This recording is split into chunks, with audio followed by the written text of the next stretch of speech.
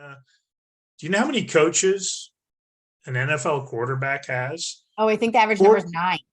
yeah, there's a fitness one. There's their basic health and everything else. And it's insane. Why? Because you can't be an expert in everything. And what you're doing is you're taking somebody else's wisdom and guidance who is not in that forest there that you're trying to get out of. And I describe, man, I'm the drone above the forest, helping you, letting you know to turn left or turn right. You've got to do the hike. You've got to do the work, but I can get you out quicker. I can get you to the next level faster and help you make an amazing life for yourself. But you're the one doing the work. I'm just the guide along the way. Yeah. And we all need, I still have a coach I work with. Yeah. I'm going through a new coaching program as well to improve my skill sets on things. This is not a destination. I'm done. I've got to a certain point. If you want to have a fulfilling life, this is a lifelong journey of working with somebody on something. It may be physical this time. It may be your emotional or energy, or a relationship thing, but there's always something we need to be working on and improving. Because if we're not growing, we're dying. And it sounds cliche, but it's true. Right. We did an interview with Jillian Michaels a few years ago. She's on our channel. You can find it. And even she says, why would I not want to shorten the amount of time that it takes me to learn something? And by shortening it, I just mean teach me to not fail. Remove the obstacles of failure so that I can succeed faster. And when she said it to me, I was like, oh my gosh, why does that make so much sense? And obviously people who know Jillian Michaels, she is such an in your face type of person, which is not everybody's cup of tea. But when you talk about removing the obstacles of failure, yeah, and I think that for those of us who have seen success and failed over and over again, because that really is what success means, we've done that for ourselves. We can succeed because we know what those failures are. We don't give ourselves enough credit. Now it's time to learn the next stuff. And it really is. I think I've heard you say in the past, it's in conversations together, it's in that deep work, that emotional, energetic work that it's good. We just don't give ourselves an opportunity to get in there and swim there. It's the best part of being a coach is it requires you to do that work with others constantly. So you're also doing it for yourself, with yourself. The reason I have the relationship I have now with Melanie is because of all the mistakes of the past, because I didn't know better and I wanted to change something. And quite honestly, I'm not afraid of failure because it is a stepping stone on the path to success. What is one thing that you think you have had a fear of success of? So when I decided to become a full-time coach, it was something I was doing. I'd looked at for a long time, couldn't find the right training program. And I had a fear. I had these 3 core friendships that I would lose those friendships. And it's not necessarily bad. And one of them did die off. They are not a person who's in a growth mindset at all. And if you are on a growth trajectory and somebody else is not, it changes things. And one died off. One is close to the same, and one is just not quite the same depth and level of friendship it was. Still a good friend, but I've gained some friends that I could call up and ask them to help me move a body, and they'd be like, I'll be there in a couple of hours. It's always my running joke of it's about how many people will help you move a body. And I have now a friend, Charlie, that is like a brother I've never had. And I wouldn't trade it for the world, but I didn't want to lose those valuable friendships, but I was going to have to be stuck if I didn't make this change. And I knew this is what I needed to do. And, one died off. I spoke with one of the other two today, and I had lunch with the other one on Wednesday, you know. So I'm, and I've got a half a dozen more people in my minivan, you know, of close friends that I could talk to about anything. So I'm blessed. Yeah, I think that having a fear of success is definitely a reflection of, you know, what you've worked for, right? I think that when we get to a place, so we've recently gone through a significant acquisition where we have acquired another company, and it's hard. It's one thing to go get to a level of success. You know, I work pretty hard to keep my dad's voice alive in my ear and working up to what I think he would consider success, but to keep my eyes open to what is also out there. You know, I know I'm doing work that he would be proud of, to potentially jeopardize that, you know, to take a risk and potentially jeopardize that. And that's one of the things I think is hard for entrepreneurs, is the head trash that we have too. You know, who do you surround yourself with? Again, this is kind of back to the, who do you take judgment from? People who are further down the road from you are never going to cast judgment, but it's our own head trash. And what we are doing to keep, we're going to keep on this topic today, but that's what we're talking about. Keep your energy high and make sure that you are not down on your own self.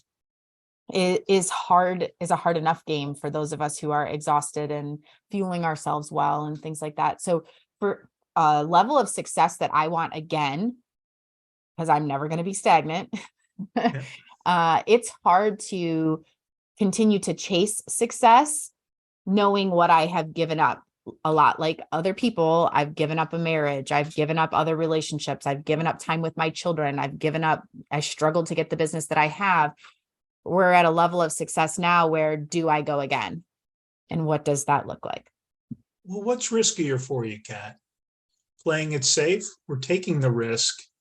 Interestingly enough, so we'll stay on this because this is a little off what we were going to talk about. That is the receiving version of me in my feminine. So because we are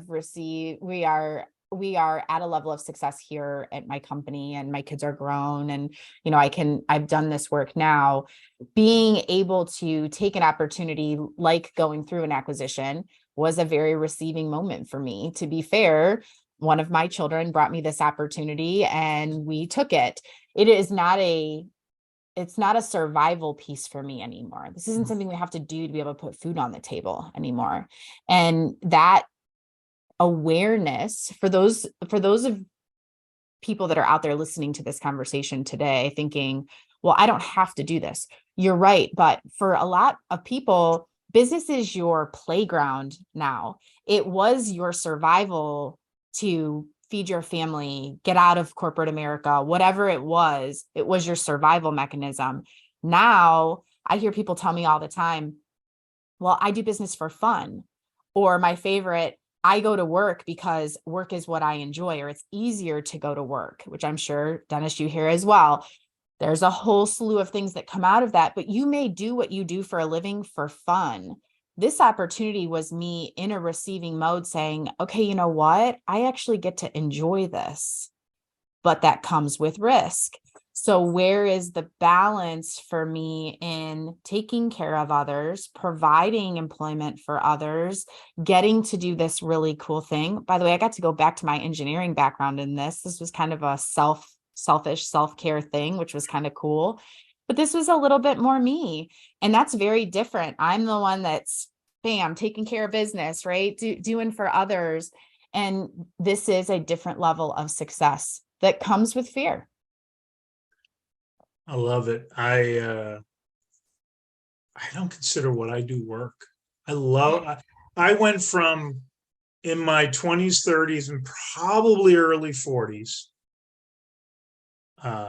I'll retire at this age, retirement, Social Security, blah, blah, blah. I will be 58 in 2 weeks. Yeah. 2 weeks from yesterday, I guess. I actually have projects and plans right now out through for 15 years. It's mindset, a lot of this. Your mirror is your biggest competition. It really is. And I mentioned this to you at one point. I do CrossFit. I started CrossFit in my 50s. And there was a guy at the gym, this 28-year-old guy. He was a beast. You're like, I'm not jumping on a box. This guy could do a double box jump. It was insane. My shins just hurt looking at it. And when I showed up, especially that first couple of weeks, I was a little bit like, oh boy. And I'm a 2-time Ironman, and I was intimidated. And then I finally had the light bulb come on. The guy who you look at in the morning in the mirror is, before I go to CrossFit, did I leave it all out there? Am I better than that guy yesterday? That's the only thing I need to work towards. And I've really taken that in all aspects of my life. Call to action. How about something to do with energy and how people can check in with their own energy? What do you think?